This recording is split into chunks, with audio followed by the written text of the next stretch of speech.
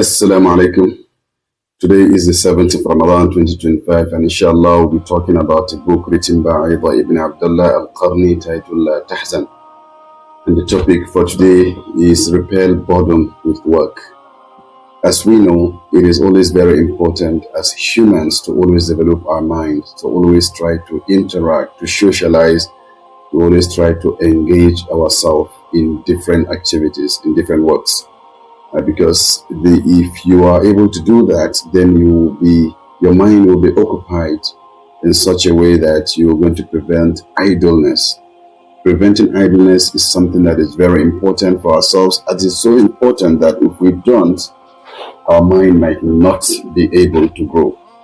So, because those who have nothing to do with their lives are the same people who spend most of their times spreading rumors and falsehood, and we really don't want to do that, because it's very important that we try to avoid this. But if you are occupied, if you have occupied yourself with work, like with reading the Quran, maybe with istighfar, with recitation of the Quran, with reading books, with studying, with maybe farming, with anything, as long as you are engaged, then you might really not have time to engage in one or two of these things. So if you find yourself in that kind of situation, the solution to that is find something to do, find something reasonable to do. Associate yourself with people who can engage you, in a positive way, not in a negative way.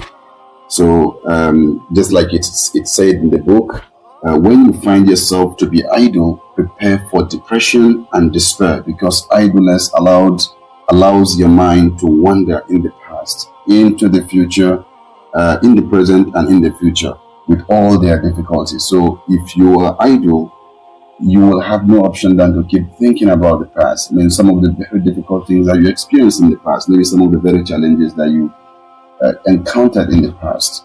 You keep thinking about them, you keep remembering them, and then you keep talking about them. It also allows your mind to wander into the future that is not even here yet, and you might just not even be in that very future. Your mind might keep wondering about how is the future going to look like? How is it, going to be like for me in the nearest future time? And then, again, it will also allow you to keep wondering about the very present moment, which you are supposed to engage.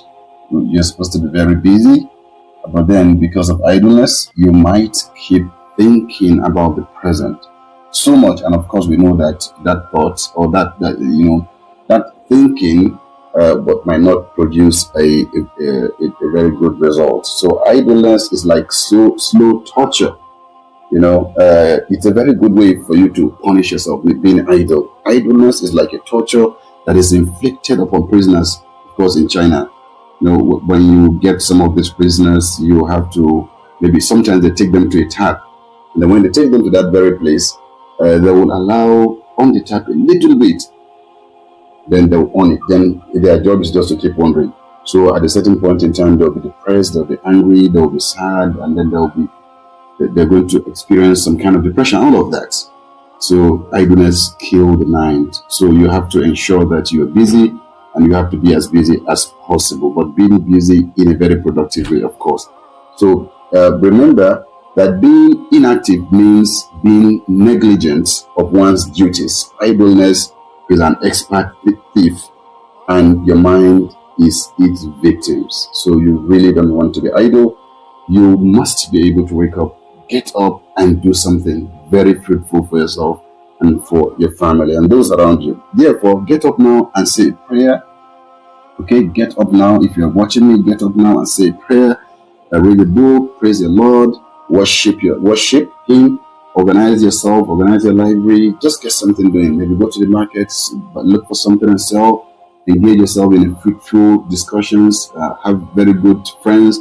Just try to do something that will prevent you from being idle, because like I earlier said, it slowly kills your mind.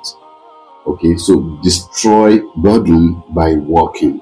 Okay, when you apply this simple concept alone, you will have traveled at least 50% of the way towards happiness.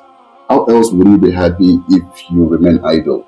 If you're just staying in one place, you're just idle, doing nothing, not engaging yourself, not interacting, and you just feel like you just want to be alone, you're going to be depressed, you're going to be angry, you're going to be, you're going to have a lot of anxieties. You're going to keep thinking about the future, the present, and the past.